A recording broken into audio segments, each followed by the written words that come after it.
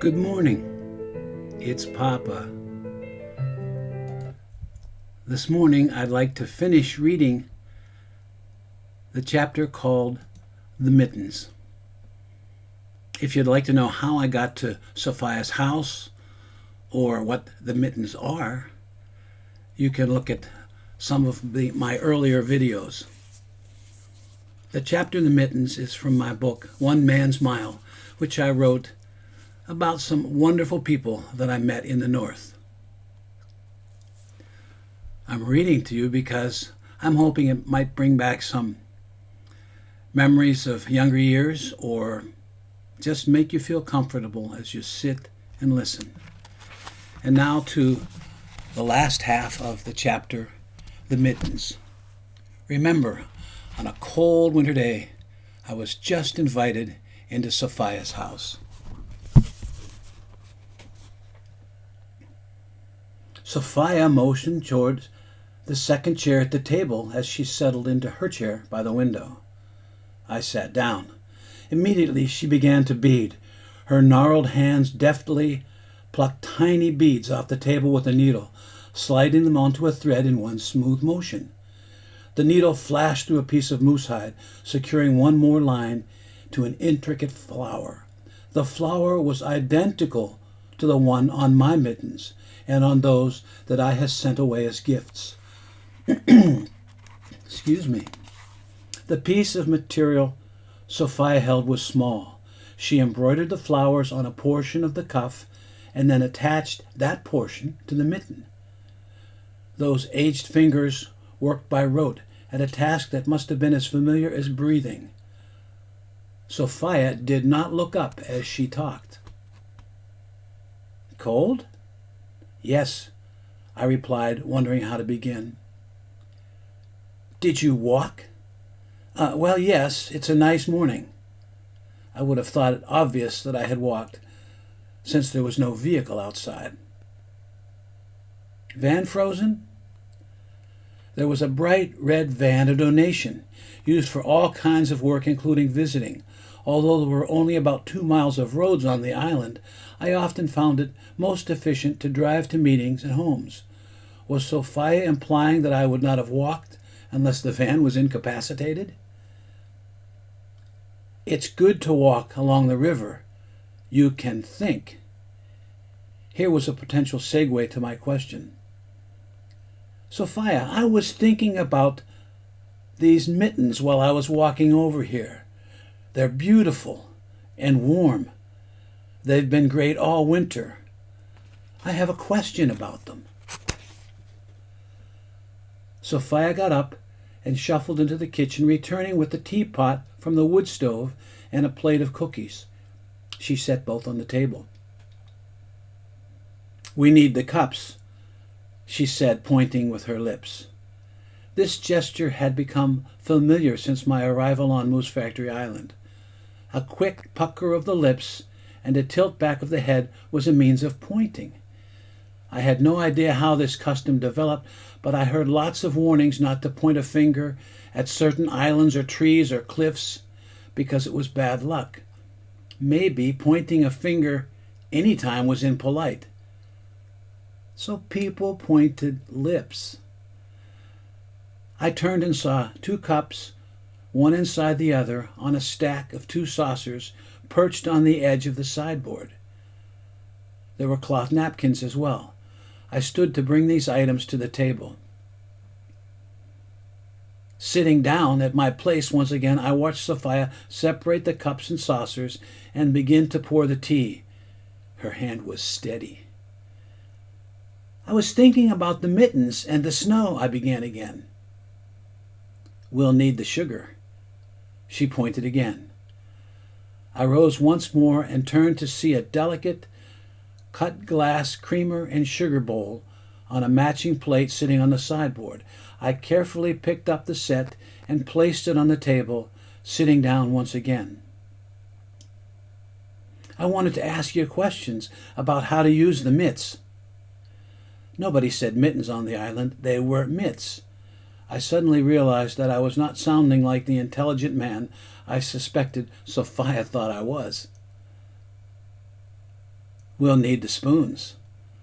Sophia's lips puckered and head tilted back. The two actions were simultaneous as far as I could tell. I stood and turned to see two delicate teaspoons on the sideboard. They were shiny and old with ornate handles.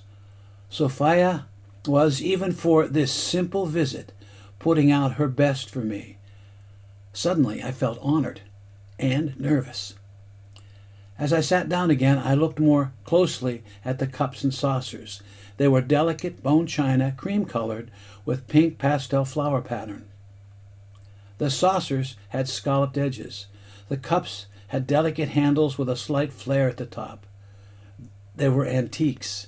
They were beautiful and valuable. I wasn't sure if I should mention their beauty, so I said nothing. Sophia passed my cup with a spoon on the saucer. She offered me the cream and sugar. She pointed to the plate of cookies. The cookie plate matched the cups. I put a teaspoon of sugar in my cup and stirred. American. I glanced up and saw her eyes twinkling. Her smile revealed gold-capped teeth.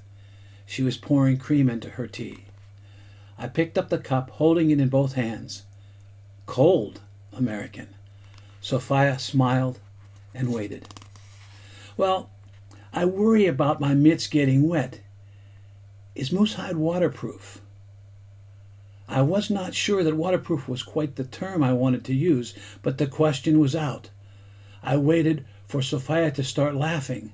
I waited for a response like, "It keeps the moose dry," but Sophia recognized the question exactly for what it was. She lowered her cup, which had been almost to her mouth, paused for a moment, and stood up. Expecting some kind of remark, this surprised me. Sophia, leaning on the table a bit, shuffled around to where I was sitting and took my arm and applied enough pressure to indicate that I should stand up. I wondered if she was going to usher me to the door for asking a stupid question.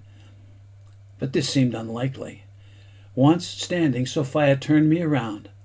I was still in my parka. On Moose Factory Island, the custom was to leave outdoor attire on at all times when not at home, although opened for comfort.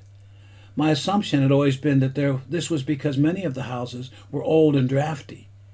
The lean of Sophia's house in several directions at once created many cracks to the outside. It was certainly old and drafty.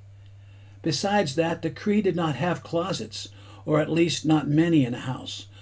Coats, when they were taken off, were hung on hooks on the back of the door. Usually when visiting, there was nowhere to put a coat if you took it off, so you left it on. As I stood at Sophia's gentle insistence, my mittens dropped on either side of me on their string. The string was long enough to allow for a little slack when wearing them, with my arms stretched out full length. Standing behind me, Sophia took each mitten, pulled them behind me, and apparently wrapped them over each other, for they stayed behind me. I could feel the string taut against my shoulders. I could feel the mittens gently pressing against my lower back. Then she apparently undid the mittens and let them hang. She took them once again and secured them behind my back. "Now you," she said, undoing the mittens behind my back. I placed the mittens behind my back and looped them over each other. Only once. They stayed in place. I leaned forward. There were no mittens dangling in front of my face. The string had a more important role than either my mother or I had realized. I clumsily undid the mittens and let them fall to my side. I tried the whole procedure again. The trick to keep the string around my neck with the mittens behind me was to make sure that it went under my arms and was fairly tight. Wrapping the mittens was backwards behind my back, so it was awkward, but I got the point. "Thanks, Sophia." I was genuinely pleased, thinking of how all outward activities had just been revolutionized for me. I never thought of that. Her bright eyes grasped mine. If an Indian is going to get his hands wet, he takes his mitts off. Sophia shuffled to her chair, sat down, and took a sip of tea. That was a wonderful time with Sophia. And as you saw in one of my earlier readings, I still have the mittens. I hope you've enjoyed this time. Join me again for the second chapter of my book, One Man's Mile. Until then, have a great week and love one another.